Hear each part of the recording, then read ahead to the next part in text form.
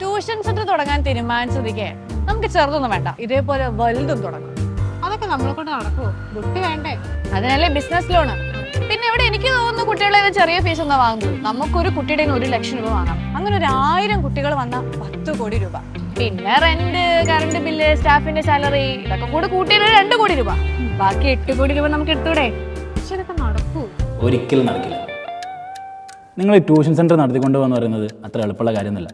പിന്നെ ഈ റെൻറ്റും സ്റ്റാഫിൻ്റെ സാലറി ഒക്കെ എന്ന് പറയുന്നത് നിങ്ങൾ വിചാരിച്ചോട് നിൽക്കില്ല. ഇനിയും നിങ്ങൾ ശ്രദ്ധിക്കാത്ത ഒരുപാട് കാര്യങ്ങൾ വേറെയുണ്ട്.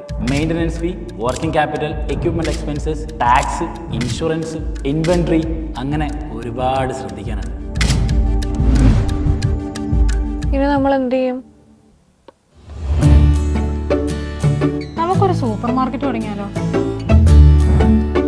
എങ്ങനെ നോക്കിയാലും ഒരു ദിവസം ഒരു 1,00,000 രൂപേന്റെ കച്ചവടം ഉണ്ടാവും. അപ്പൊ ഇവിടുത്തെ ചെലവെല്ലാം കഴിച്ച ഒരു മാസം ഒരു 15 ലക്ഷം രൂപയെങ്കിലും ലാഭം കിട്ടും അല്ലേ? അപ്പൊ അങ്ങനെയാണെങ്കിൽ നമുക്കൊരു 7.5 വീതിച്ചെടുത്തൂടെ? ഇതൊക്കെ നടക്കോ? നടക്കില്ല.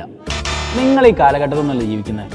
ഇപ്പോൾ കൂടുതലേ ഓൺലൈൻ പർച്ചേസിംഗ്. പിന്നെ ഈ ഫുഡ് പ്രൊഡക്ട്സ് ഡീൽ ചെയ്യണമെന്നുണ്ടെങ്കിലേ അതിനൊക്കെ ലൈസൻസിങ്ങും പ്രൊസീജിയേഴ്സൊക്കെ ഉണ്ട്. അല്ല എന്നാ ചായ എടുക്കട്ടെ? ചേട്ടാ 2 ചായ. പിന്നെ ചായക്കട തുടങ്ങണമെന്നായിരിക്കും. നല്ല ലാഭമുള്ള പരിപാടിയല്ലേ? നീ ഇവിടെ നോക്കി എത്ര ആൾക്കാരോട് വന്നു പോകുന്നത്.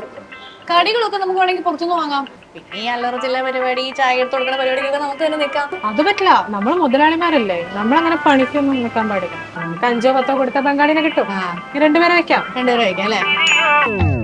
ബംഗാളികളുടെ സാലറി ഇപ്പം എത്രയാണെന്ന് അറിയോ? എത്രയാ? 25,000. എത്രയാ? 25,000. നമുക്ക് ബിസിനസ് തന്നെ വേണോ? ഇവിടെ ചായ അടിക്കാൻ നിന്നാലോ? നീങ്ങ് വന്നേ.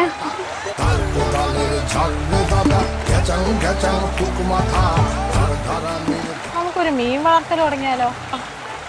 ഈ കലക്കവളത്തിലോ?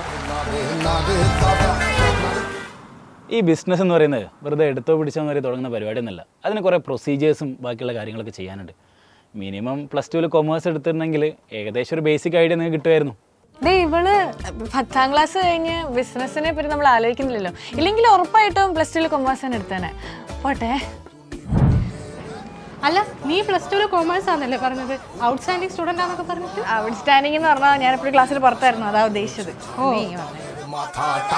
Talco dalle gialle da da, gacang gacang, tuku mata.